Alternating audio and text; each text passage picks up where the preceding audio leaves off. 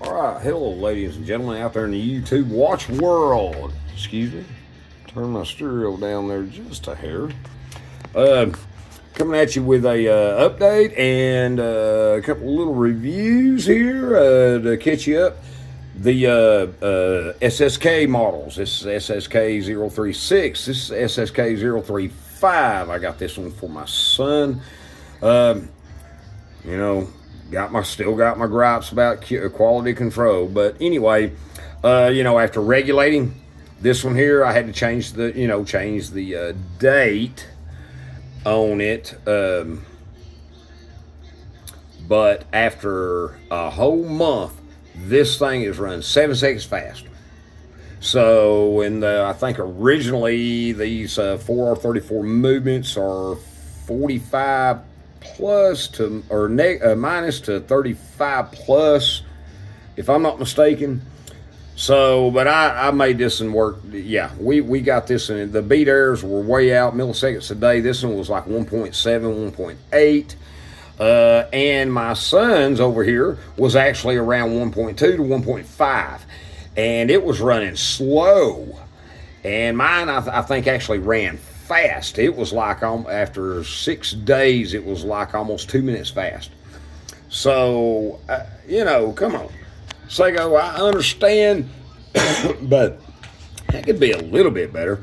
But, of course, I'm not going to complain at the price point, but the only reason I did complain is because when you don't have a lined up chapter ring, that I'm sorry, there's $100 watches out here that all that's lining up. That's not right, and especially coming from Seiko. But there you go. But after regulating this one, I think it's going to be running at plus or minus 2 to 3 seconds a day. It similar to this one. The beater, like I said, was out, but I've got it going now. Show you what it had in it. It had the let's see here if I can get this in the shot. It had the green and black bezel insert. I got it out. If he ever wants to put it back in, he can. I put the Long Island watches. They're ceramic countdown illuminated bezel inserts in both of these. And there you go. You get a chance to see what a couple of different models of this looks like with it. And that's one reason of doing this. Now, I don't get paid for this. I'm just giving you my opinion of what they look like in them, and I love them. So there you go. There's their ceramic insert. It's just gorgeous. And with them, I think it was more fitting for the watch than these big numbers that go up. I'm sorry, I understand, but it's just it. If you was going to do that, I mean, why didn't you just go all out, make a nice watch, and put a sapphire crystal in too, and sapphire coated bezel insert. So, but there you go. My opinion, but it looks really good. It looks good. The hard lace looks good. I get it, but this ceramic insert's the way to go. And this is the green dial. I don't know if you can see that really well. Here, I'll pull it out of the. Let's pull it out of the light. Let's get it over here. And in different shades of lighting, it just looks really well.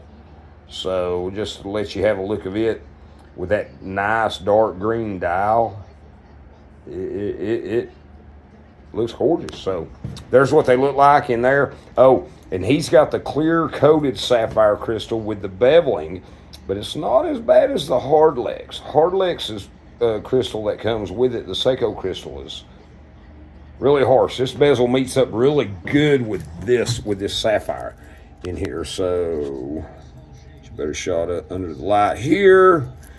And then this one here is with a blue AR coating, and it's the flat. I mean, no beveling.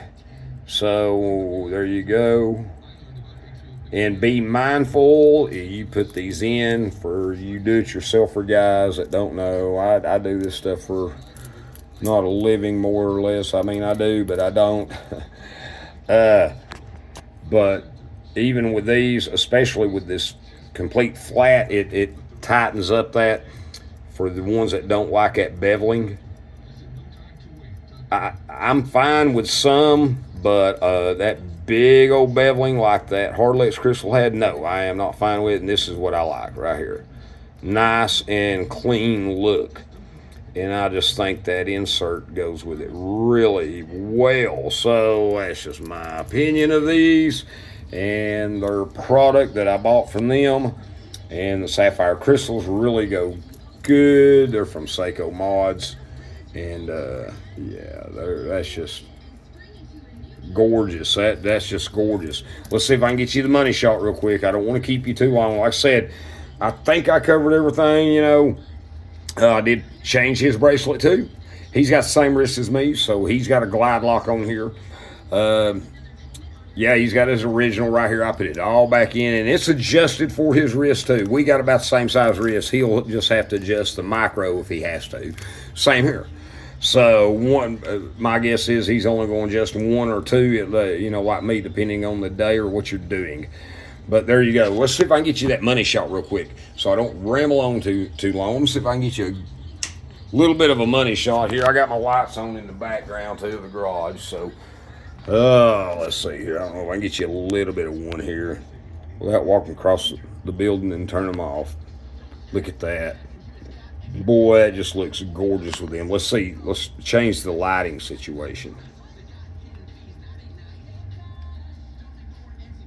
Just to let you see what they look like in some different angles.